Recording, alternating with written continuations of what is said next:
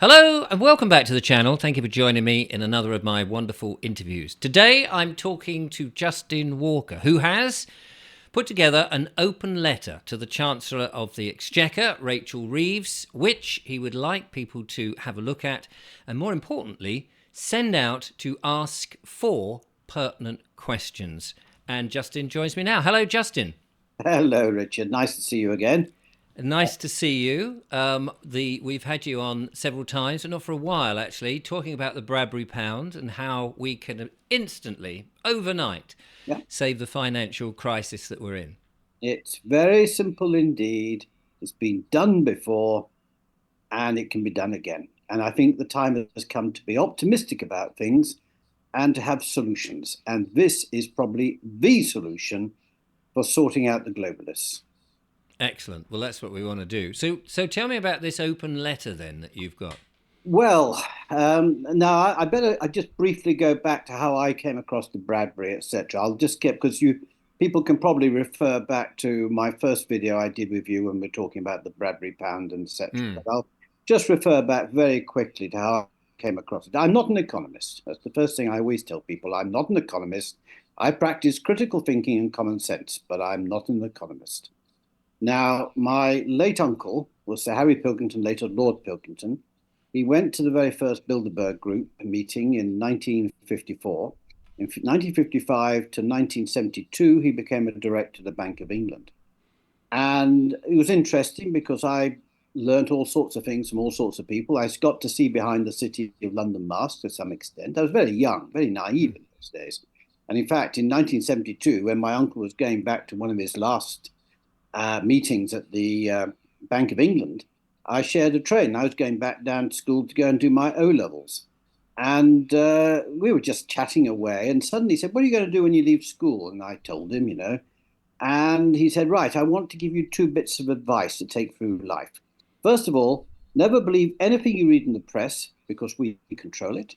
And never ever believe a politician when they say they can do something. They can't unless we say they can."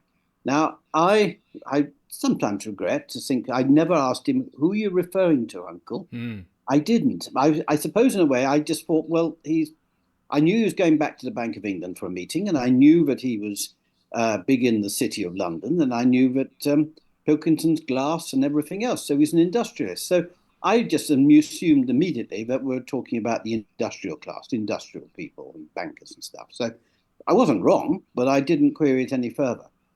But in my own right, I became involved in green politics, and eventually I joined the Ecology Party way back in 1978, which became the Green Party. And, various things happened. And eventually, I started taking an interest in money.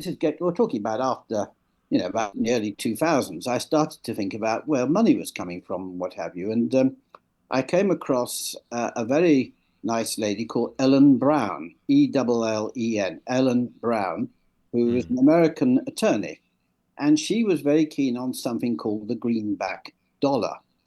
And the greenback dollar was an emergency form of currency brought in by Abraham Lincoln during the American Civil War when basically the gold had run out and America didn't, or the North didn't have any means of fighting the South. So they introduced the greenback dollar, which was effectively money created by the government based on the wealth and the labor potential of the North. And it worked. And the military accepted it. The military accepted it in payment. The armaments industries accepted.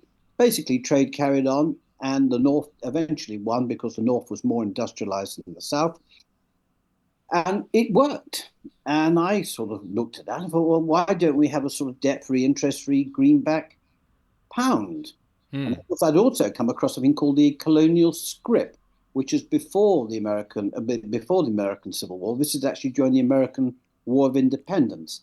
In the 1750s and 60s, the colonials, the various colonies, had some of them had colonial scrip, which is basically paper money that was issued by the colonial government, the particular colony, that was based on the wealth and potential of that colony. So it was real money. There was no debt to attach to it.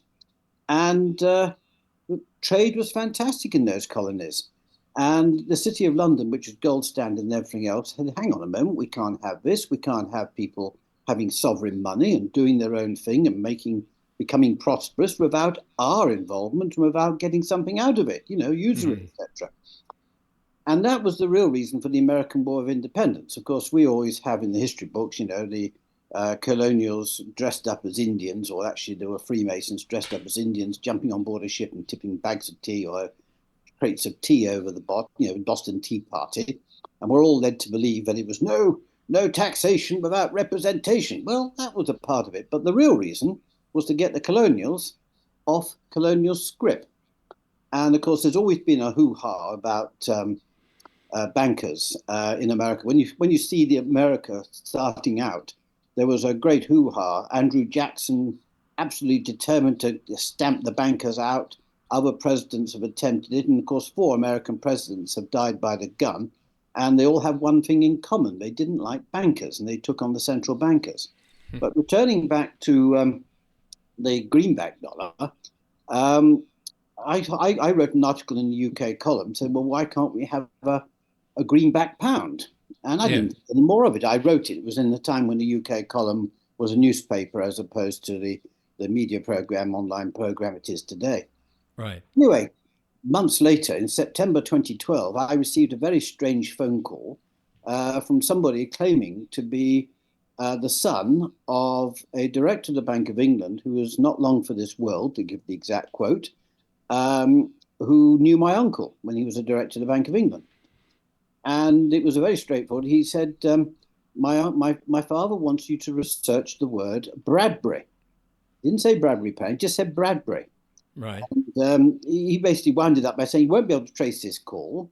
And I found out later it was number withheld. And with that, he did say that if you do research the Bradbury, you will find a solution to all of Britain's economic woes. And with that, he signed off in a very jolly way, signed off. Well, of course, I felt a bit like Richard Hannay in 39 Steps. What the hell's just happened here, Yes. And anyway, I started researching. And of course, I came across that nice lady, Bradbury, what's her first name? I can't think of her first name, who goes walking along disused railway lines and stuff on television and stuff. Oh, yeah, Julia Bradbury. Julia Bradbury, that's the lady. And then I saw somebody who'd written the Martian Chronicles. And of course, I really wasn't getting very far until suddenly I saw a stamp dealer who had Bradbury Pounds. So Right. what's this? So I started, what this treasury notes? And then I started to look a bit more, and I came across a Scottish MP, a socialist Scottish MP called Thomas Johnston, who was an MP in the 1920s and 30s. And during Winston Churchill's wartime government, he helped look after Scottish affairs. And he was a good MP. No one had a bad word to say about him. And his legacy was the Scottish hydroelectricity schemes in the Highlands. So he did good for Scotland. He was a good man. And he wrote a book called The Financiers and the Nation. And in chapter 6, Usury and the Great War, he absolutely takes apart the bankers, but he described how treasury notes were needed. And the reason why they were needed was because that it was the gold standard in those days. And quite simply, the Bank of England had doled out many more paper notes than they could back with the actual gold in their vaults. And there was a panic on because they could see people queuing up to ask to take their £5 notes. And by the way, a £5 note, if you think £1 in today's money would probably be around about £160, something like £170 or whatever. So we're talking a lot of money. So people were queuing up outside with their £5 notes wanting to exchange for gold sovereigns. And of course, a bit of a panic set in because they didn't have the gold.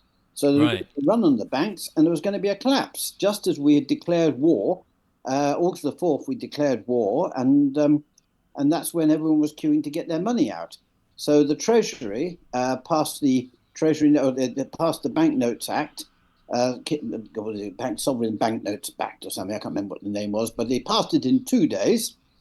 And David Lloyd George, who was the Chancellor of the Exchequer then, basically allowed the Treasury to create treasury notes based on the wealth and labour potential of the nation. Now, when Right. you talk about creating nation, creating this sort of money, actually what they were doing was extending the same fiscal process that they use today to create the coins in our pockets. So when you're looking at your £2 coin, your £1 coin, your 10 shilling bits, and whatever it is, these are all created by the Treasury. These coins are debt free and interest free because they're using M naught. It's M naught at something like 2.8%. And And M naught is what? M naught is just money supply. That's the technical All term, right. money supply. Okay.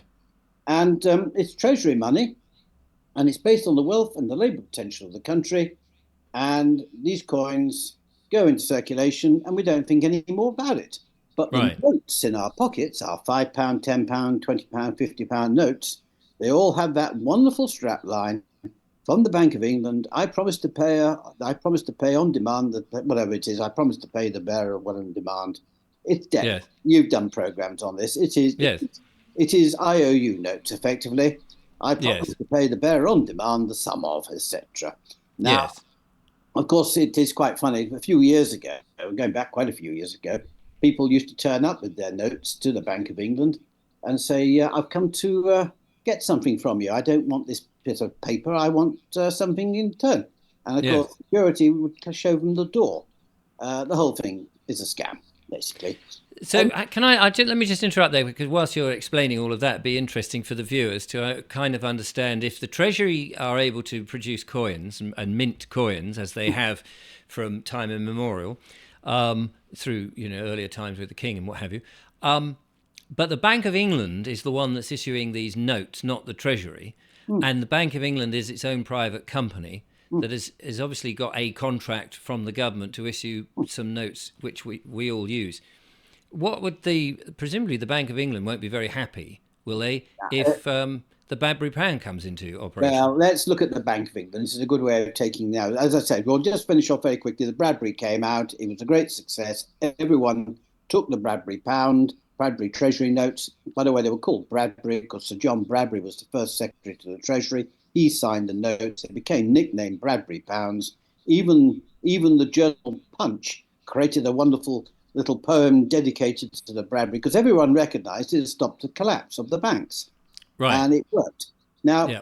yeah, let's look at the City of London, and this is why this letter to the Chancellor becomes so important. Right. We are told that the Bank of England was nationalised. Was it 1946, 47, 48, something like that, 1946 or something? The Bank of England was nationalised. Well, it really wasn't nationalised. It was a private bank set up in 1694.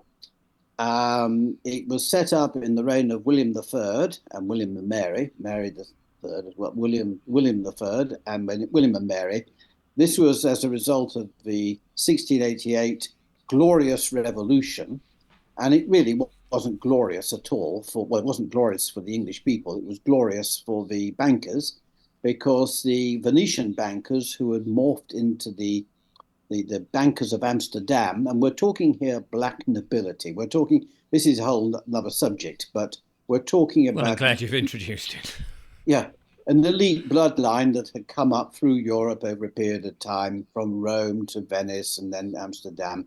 These were the big banking families, dynasties, who had wangled this wonderful system of banking whereby they could create money out of thin air and gain from usury, gain from interest on it, etc., etc., etc. Mm. And to make and to be allowed legally to do this, legally, not lawfully, but Mm. legally, i.e., Yes. with statutory legislation passed through the necessary chambers, they were allowed to do it. So the whole system is a crime syndicate involving bankers, politicians, a whole lot. I mean, the whole thing's insane.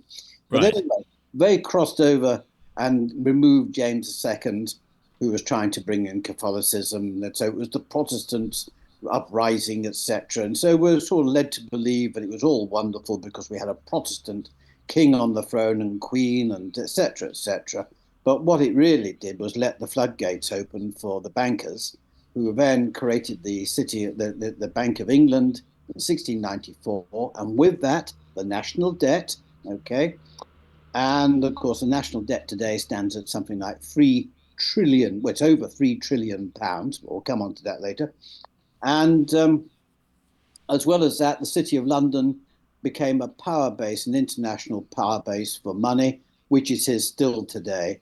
And of course, that is how they effectively control the world. Those who control the money control the world, and they control what happens on that world. But there is one big, what's the word? There's elephant. I call it the elephant in Westminster. Well, the elephant in Westminster in this particular case is the Bradbury Pound, how they can't talk about the fact the government can create all the money it needs and has done so in history when it suits them. So that's the elephant. But the other elephant is the Bank for International Settlements, which is a bank that virtually nobody has heard of. Now, I've spoken in the last 12 years in person to about 20 MPs. And as a deliberate, I always say hello, beaming from ear to ear, being thoroughly pleasant. But the first question I always ask, what can you tell me about the Bank for International Settlements? And not one of them could tell me anything at all about it, including my own MP, who I used to have, and now I've got again, Tim Farron. He had no idea. And the other two MPs I've had in the meantime couldn't tell me. So this is something which is incredible when you hear what the Bank of International Settlements does. Yeah. Now, the Bank for International Settlements was set up in 1930 by Hitler's future finance minister, Helmer Schlacht, and also the longest serving governor of the Bank of England we've ever had, called Montague Norman. And they were good friends. And they set up the Bank for International Settlements in neutral Switzerland, in Basel, Basel, Basel in Switzerland. And they were set up supposedly to oversee Germany's war reparations, which had gone slightly awry courtesy of the hyperinflation of the Weimar Republic, which, contrary to popular belief, was not because the Weimar Republic started producing lots and lots of money. It was because the private bank started to do that. Private bank, not the government. And as well as that, the the activities of Wall Street and the City of London. They were creating the financial chaos. And this is one of the things you learn very quickly, is that this mindset that controlled the world money triggered the First World War, triggered the Second World War, and have virtually triggered every major conflict ever since. So the bankers are always there to make a killing out of the killing. Yes. Let's get back to the... I just want to keep the thread on thing rather than going down lots of different rabbit holes. So the Bank of International Settlements is another right. Elephant in the room. This is the central bank for all central banks. This is what it's morphed into. It's become the central bank for all the central banks. It controls directly 63 central banks, including the Bank of England, the American Fed, Federal Reserve, European Central Bank, Bank of Russia, Bank of Japan, Bank of Italy, Bank of Canada, etc. Okay, Central Bank of Central Banks. Plus all other central banks which are not technically members are still controlled by it. Right. It has given itself diplomatic immunity. That means you cannot arrest anybody or do anything. How does a bank give itself diplomatic? Well, how does that happen? That is a very, very good question. Because why can't you and I do it? And my viewers just say, we're just going to give ourselves diplomatic immunity. Sorry.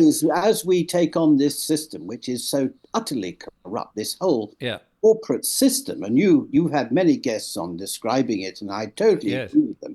Well, it just comes to the point when we give ourselves diplomatic immunity. We basically say, sod you, go to hell. We're not taking part in your system. We've got our own system. This is where we've got to now evolve our own systems. This is what's so important. Yes. But the Bradbury is something that we can challenge the existing status quo, put them on the back foot and say, why can't we do what we did in 1914? Because they tried to airbrush this history. They tried to airbrush this historical event out of history. So the Bank of International Settlements does not like the Bradbury because it takes away their control. Totally, because the Bradbury Pound is sovereign money. It's debt-free, interest-free, sovereign money. It's not paper money. Some people say it's fiat money. It's pressure. No, it's not paper money. It's not, but it could be anything. It could be paper, electronic. It is basically, you've got the wealth of your nation. Yeah. You're basically the actual what your infrastructure is worth, etc., plus your labour potential, that's your creativity. And according to the Office of National Statistics, it's all in the letter, the breakdown, we are worth probably just over 40 trillion pounds. Now, what is money? Definition of money. Money is simply a convenient unit of exchange for goods and services that we have complete confidence in. That's all it is. So there's nothing to say, look, we've got the wealth of a nation here, but we're going to take a small fraction of it, as we do with the currency, with the loose change in our pockets. We will convert that into liquidity so we can create units of exchange for keeping our public services in good order, for keeping our national infrastructure in good order, and for protecting our strategic industries from outside involvement. In other words, as a country, self-reliance, prosperity, happiness. Right. So can I just ask a couple of questions here, just to clarify, because I'm, as the audience knows, I'm pretty thick. And so I just like to clarify a few things. And I'm hoping that there are also other people out there who also have the same questions. In the old days, when the Treasury was issuing gold and silver, it was gold and silver. Some of it may have been clipped, or it may have been a mixture of other alloys as well. But intrinsically, it was the money itself, the coins itself had some sort of value. But the coins today don't operate in the same way. In other words, a tuppence isn't really worth tuppence anymore, or tenpence isn't worth tenpence. So, and the paper money, as we've explained, is by the Bank of England. Now, in the past, you've had Bradbury Pounds, but these differ from the paper money, which the Bank of England is an IOU, a blank I owe you something, and they don't define it, even though it says £10, because it might be £10 of mouldy potatoes for all we know. Yep. So if you've got a piece of paper, imagine that's a Bradbury Pound for the sake of argument, and I've got this. How has that got value? It's not an IOU. Is it a certificate then, or something like that? How does it intrinsically, where is the value? I've got one here. Let me get my lovely little, I think I've still got it here somewhere. Have you got it there? Here we are. Here we are. Let me get my own personal Bradbury Pound for everyone to see. Okay. Right. A multi-millionaire now. Yes, well, it cost me 60 quid to buy, I'll tell you, but I got it compared to what some people pay for them. And if you check, this is the third one they issued. The very first one, which is printed on one side only, as a 10-shilling note and £1, they go for hundreds of pounds to buy now. Right. They were printed on stamp paper, because this was the emergency first batch that came out on August the 7th. Because it was literally 2 days after the Treasury was given the thumbs up, get printing Treasury notes, not bank notes, Treasury notes. So, but how does that differ from? I mean, I know that, so the Bank of England note is an IOU, and it's an empty promise that you cannot actually get the money. So we have bits of paper that are meaningless, but it's the faith of everybody going, oh, well, I can give it to you and you'll give me a pound of potatoes. That's great. And he's got a bit of paper. How does this one actually differ? Is it a certificate of wealth? Does it mean that you now own something? You are holding a part of the wealth of the country. Right. What the country is physically worth, you are now holding a little bit of it. And does that go up and down in value, or it totally stays face? Yeah, stays stable. If the country is worth what it's worth, a tiny section of it is created into liquidity, and we're only talking 1 or 2%. I mean, if you're worth 40. No, I'm just clarity for the audience, so that they understand that this becomes a stable thing. Yeah. And even if we go into a depression, does it still have the same value? Well, let me give you an example. You've got the loose change in your pocket. Are you going to worry about that? No, that's stable. That's still worth £2, £1, whatever. Now, what we do have, and this is an important point I haven't made, and I think we've really got to make it now. Make it. Yes, I am. Now, you've got all, you've got the private money markets. The people are trying to make money out of money. You've got everywhere you look, whether it's the IMF, the OECD, the World Bank, all the gold markets, the money markets, everywhere you look where you have money being used to buy and sell and all the rest of it, the financial world, the City of London, the great financial world. Yeah, we got the idea. Every part of it is in private hands. It Right. was private, unelected people, unaccountable people to public investigation, and they meet in complete secrecy.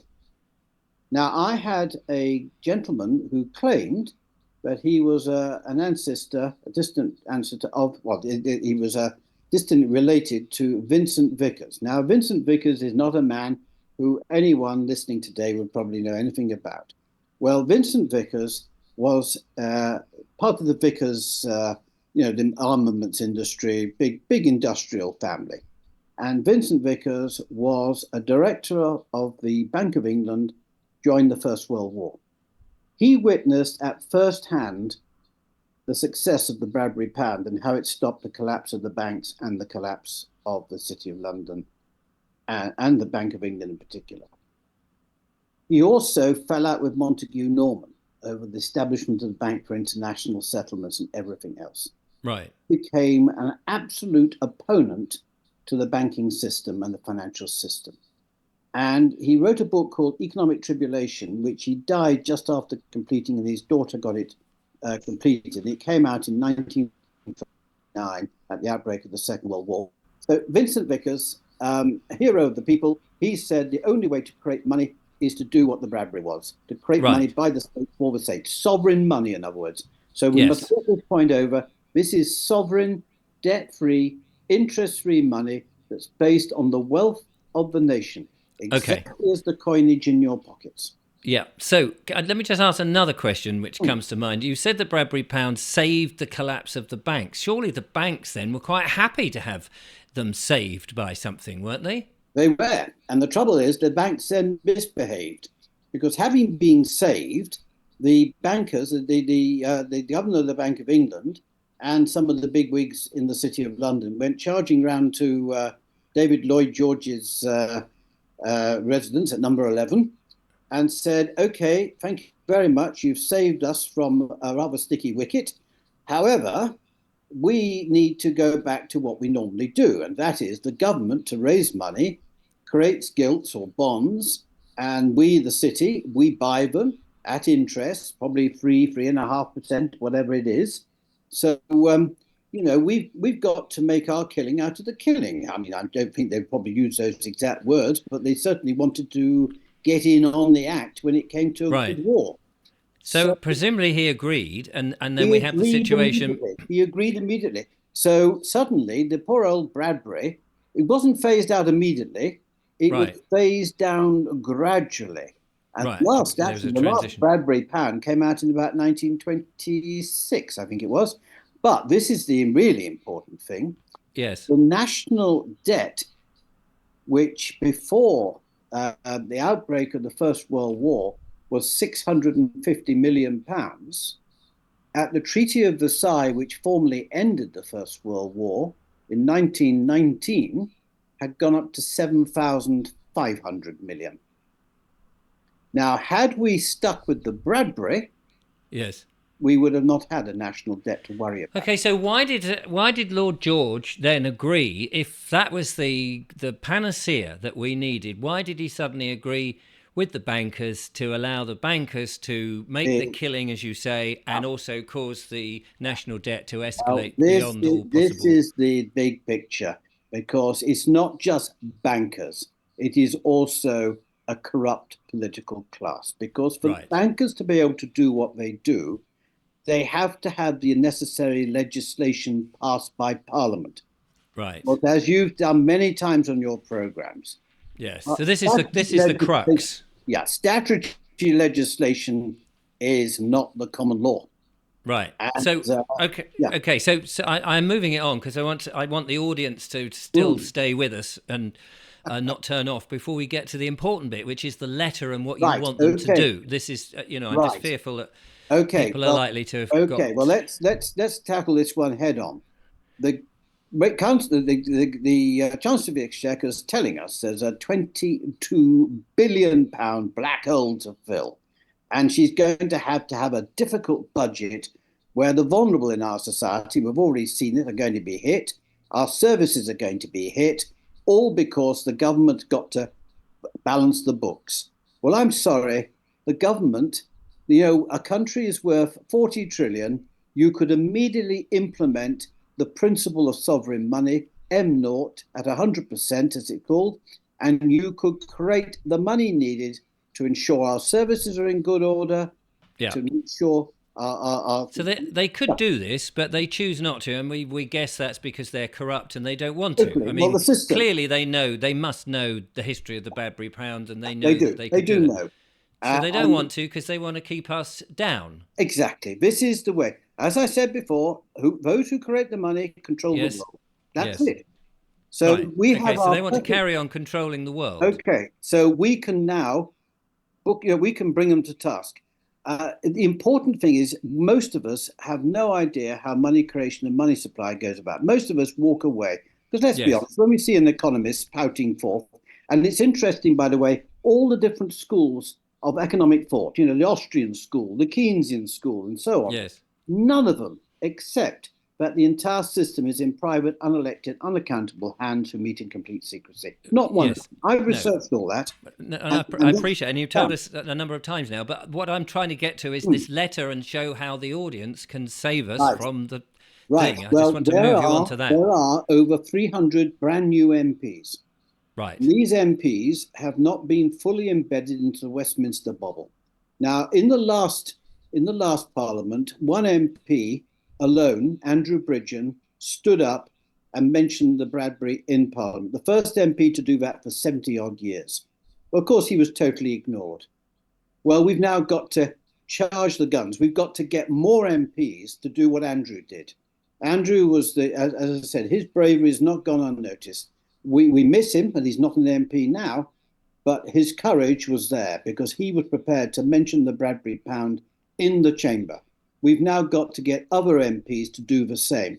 And to do that, I want every single one of your viewers today to literally send this and the link to this 28-page, thoroughly detailed letter to their MP.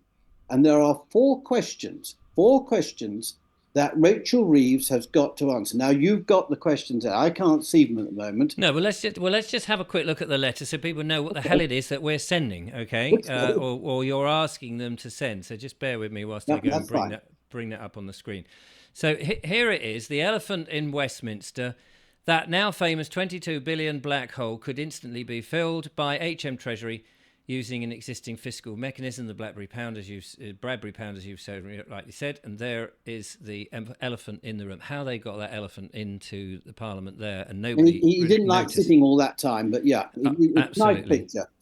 So the idea is to get this letter out before the autumn budget, Yeah, and this is we've an got open 2 letter weeks. to the Chancellor, etc. So you've got here the letter. We're now faced with a truly massive dilemma. And as you say, this is some number of pages, 28 pages. And you go through a lot of stuff here, which obviously we haven't got time to go through. Yeah. Um, It's and basically but what I've already said to you, and there's hyperlinks there, right, explaining everything. so in effect, you're saying we know the scam, Exactly. That's what we're saying. We know what you're doing to us, and and you've we just pointed require out, you to and stop it. and presumably she ought to know this. Oh, she's been to Oxford and the London School of Economics, and she's worked at the Bank of England. She will know. Brilliant. So there's the as you alluded to, the first batch of the Treasury notes. So, and there is I think there's the one that you've got, isn't it? The third one on the right. I've got the third batch. Yeah. Oh yeah, there we go. So it explains about that, and here's Thomas Thomas Johnson, MP. Johnston, a thoroughly decent politician. Just wish we had more people like him. Well, absolutely. There And they are, this is the queuing. run on. The run on the banks. They were out queuing outside the Bank of England to get their money out. Yeah. It's And all evidence based. So there's a city remembrancer who basically ensures that the City of London gets priority over anything else. So he is there. Mr. Paul Double retired this year. There's a new chap there now, but very weird outfit he's wearing. It's checkerboard. It suggests a little bit of Freemasonry there. I don't know for certain, but it's a very weird outfit. But he sits in the chamber with the MPs looking after the interests of the City of London. It's outrageous, isn't it? There's our friend who started. He's one of the co-founders of the Club of Rome. He was a buccaneer and a slaver. And he actually relished in the prospect of creating money out of thin air and claiming interest on it. Well, he probably needed a lot of combs for his hair, didn't he? Had a Yes, lot of it on yes. his wig there. Brilliant. And then we've got this moustache. That's Vincent Vickers, the chap who is a real hero. And there's a lot of quotes from US presidents and others who have also decided to take, to declare war on the bankers. Right. Here's a top-hatted gentleman. Yes, well, he was the Chancellor of the Exchequer after David Lloyd George, and he made a quote. In fact, if you could read that quote, it's a very good one, actually. Are you able to read it? Is that in the small? Yet another system-serving politician. Yes, I think you'll find that the quote is probably either before it. Go back a bit, and it's a brilliant quote. There we are. I think that's it. Oh, here we go. Yes, I'm afraid that the ordinary citizens will not like to be told that the banks can and do create and destroy money, and they who control the credit of the nation direct the policy of governments and hold in the hollow of their hands the destiny of the people. There you are. And it's so all there. Another... I mean, I'm not a genius. I wouldn't have found any of this if I'd not been pointed in the right direction. Yes. And this is another point there which I can see. People worry, and I'm one of them.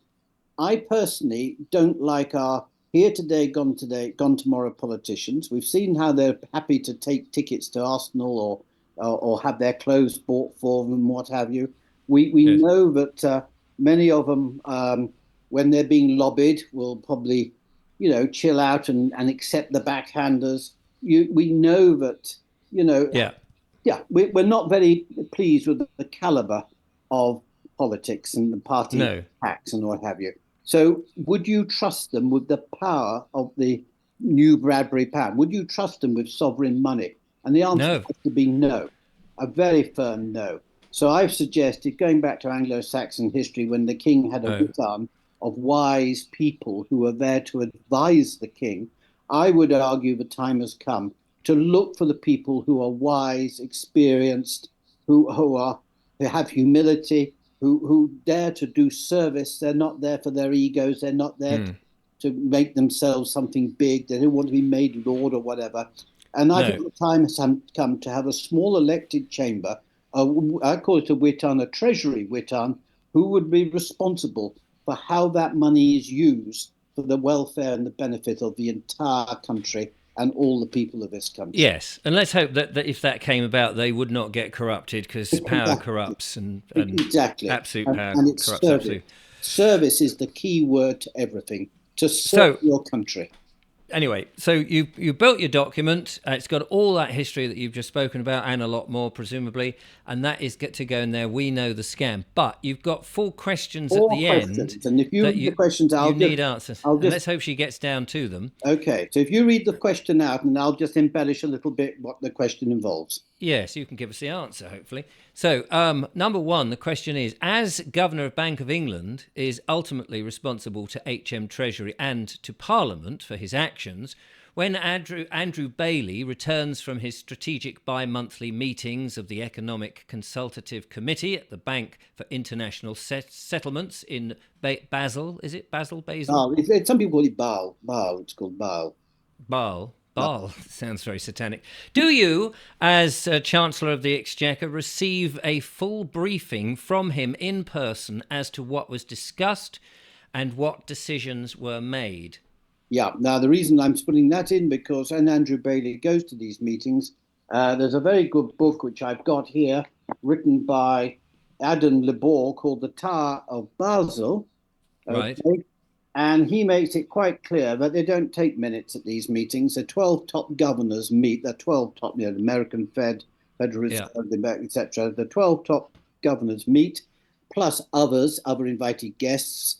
They're wined and dined. They meet once every 2 months, and various decisions are made about money creation and money supply for the world. And the question is, does our Chancellor of the Exchequer get thoroughly briefed by the governor when he comes back, bearing in mind no formal minutes of these meetings? And the answer is? We don't know. No. Is it unlikely? I think it is unlikely, but we don't know, because she will know that she is merely a servant of this hidden system of global money creation and money supply. So Yes. he is happy to let it carry on because those are instructions. And Right. it doesn't make nothing makes any sense. If a country can create its own money, why do we borrow money from those who have to create it out of thin air? Well, I don't know why we're not creating it ourselves. Question number 2. Is Professor Richard Werner correct in his public pronouncement that the City of London is classed legally as a state within a state? And if he is, how can the Bank of England in a foreign state be allowed to have responsibility for our nation's finances in the way that it does? Now, I think that's a very searching question, It because is, that, especially as there's a hyperlink to the interview where Richard Burton, who is one of the top economists in the world, and he's the one who came up with quantitative easing and stuff. He's actually a champion of sovereign money in a right. roundabout way. He's on our side.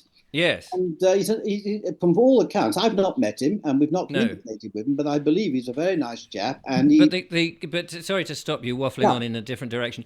The essence of that question is to say, if the City of London is its foreign estate, it's a what the state hell of is the it? Yes, state. what the hell is it doing? Creating money for, because you may as well be creating money for France or another The country whole thing anywhere. is, you've got the Bank of England in a foreign country, which Right. is a part of the. Well, I mean, a lot of people, I think, well, a lot of people may not realise that. No, And so that is that is the almost a reigning, headline news for a lot of the people. reigning monarch, and this is a fact, the reigning monarch has to, on a formal visit as the monarch to Yes. the City of London, there has to be a formal touching of the City of London sword, which gives you permission to come into their little square mile Jurisdiction. jurisdiction. It's Right. all there in plain sight. Yes, but I don't mean to jump up. I mean, I know that myself, but I think a Yeah. lot of people will be quite surprised that Oh yeah. actually effectively another country Yeah. is printing our money. Correct. And so have a So we look. may as well have the euro. It Exactly. could well be euros or anything. And It's wonderful. So please do have a look at the hyperlink for the actual interview, so you hear it from the horse's mouth. yeah, okay. So let's carry on with the Question. next question. Number 3. On becoming the Chancellor of the Exchequer, were you already aware of what happened on August the 7th, 1914, and its significance? Now, that's And that, obviously when the Bradbury arrived in the high street banks and people suddenly exchanged their banknotes for treasury notes. That saved the day. yes. So so you're asking her to basically to fess I up. know she will know, Yes. but I want to, let's put a Yeah, bit of pressure on. to put it in public, Yeah, presumably. Yeah, absolutely. Got it. So that was 3. Now the third question, the we'll most just get important. this is the most important one, and you've put it in bold, so it makes it Yes. easier for me to read. But the key question for you to answer is this. With all the compelling evidence contained in this extensive and evidence-based open letter regarding the essential fraud and criminality being practiced by private, secretive, unelected and unaccountable entities as regards global money creation and money supply, will you now, with immediate effect, announce the complete expansion of M0 or M0 at HM Treasury, thereby, in effect, creating a new debt-free and interest-free 2024 Bradbury Pound to transform our entire nation out of all recognition for the better? And what do you suppose she'll do? Will she jump up and down and say, blimey, I hadn't thought of that. That's such a great idea. She I'll will do do her it best to immediately. ignore and hope that I get absolutely nowhere, that I'm just one individual who's written this letter. Oh, just ignore him. He'll go away, blah, blah, blah. This letter is the result of 12 years of hard work on my part, but also other people. And I'd like to mention 2 people who are no longer with us. One is Ken Palmerton, and the other is David Pidcock, 2 who spent their lives trying to persuade people to take money reform seriously. And through them, I've had contacts with people who are elderly, who are ex-senior members of the City of London.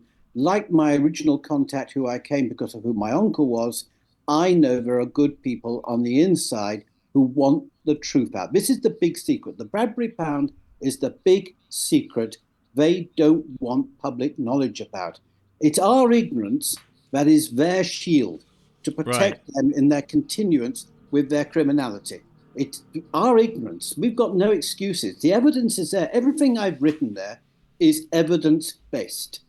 So you Evidence want, based. yeah, no, absolutely. So you want people to send this to their MPs or to Rachel Reeves herself? I would love both. Both. But most Okay. important of all is to send it to their MPs because Yeah. there are 335 new MPs who at the moment are not fully embedded in the system. And we need to find a pack of Andrew Bridgens.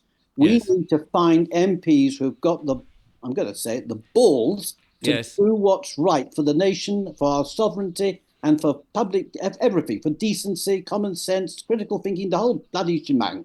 We need Yes. people to stand up for the truth and for sovereignty. And this is what, I mean, once we take back control of money creation and money supply, they can't do anything. The globalists cannot do a damn thing. Because if you can't control the money, you can't control the people.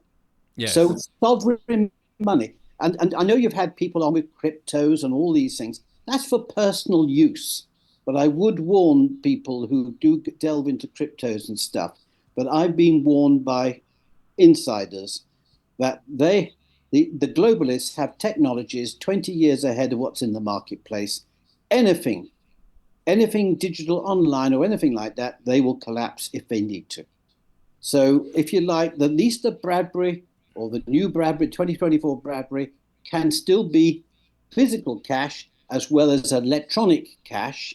So you can still use, but it Yes. is there. It is, but you can't take it away. You can't. It is Right. rock solid, and that's Yes. the Okay. important thing. It's stable.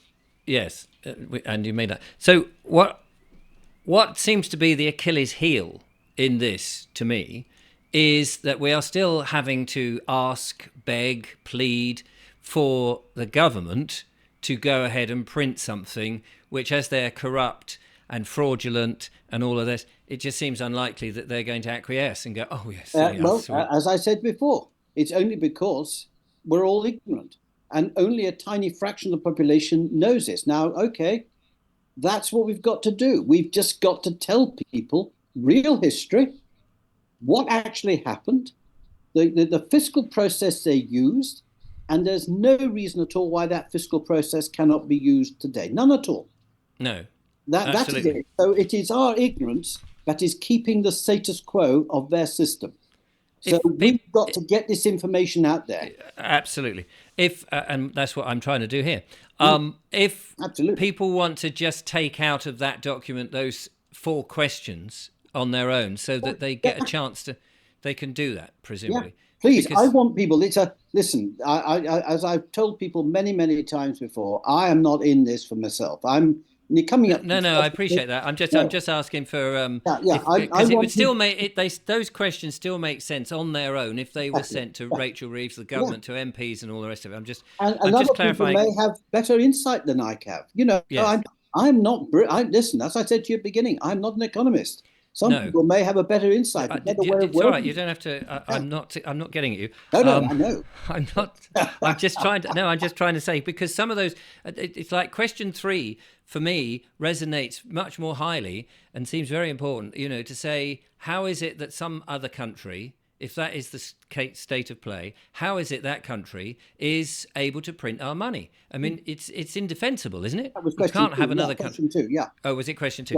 yeah. Yeah, that one just seems to Well, me you're to be actually the right. I mean, all four questions are actually yes, crucial in their own right. But the yes, most important thing to remember is this: once one country goes back to creating sovereign money, debt-free, interest-free money, everyone's yeah, going to follow suit. right. This is going to be a chain reaction.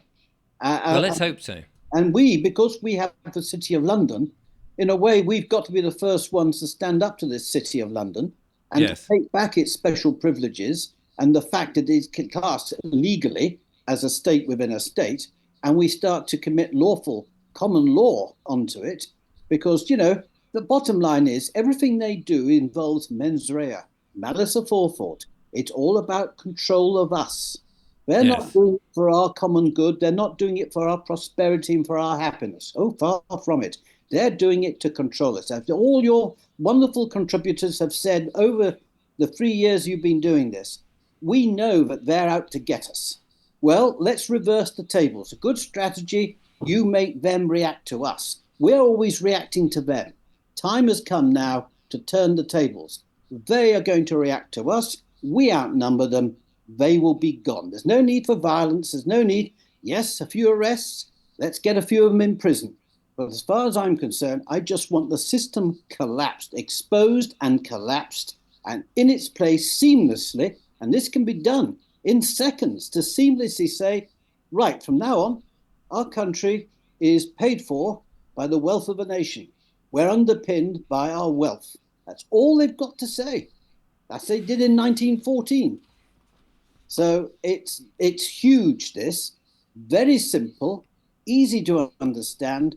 But the most important thing is we've got to get all these new MPs. Every MP has now got to be put under pressure. This is the big one. Right. Well, let's hope that the audience. I'll put the letter in a link in the description, and you can download it. You don't have a website where they can access it, do you? It's the PDF. You've got I'll send you the PDF, and you just. Yeah, I've got the PDF, but it's not accessible already. It is on the Great Rising. If you go on the Great Rising. Oh, give me the. Yeah, brilliant. Okay, is that maybe that's the link I used? I'll put the link anyway. The link in there, and we've actually got two elephants. Because I've also written The Elephant in Gaza, which is obviously on the Middle Eastern stuff, which is partly connected.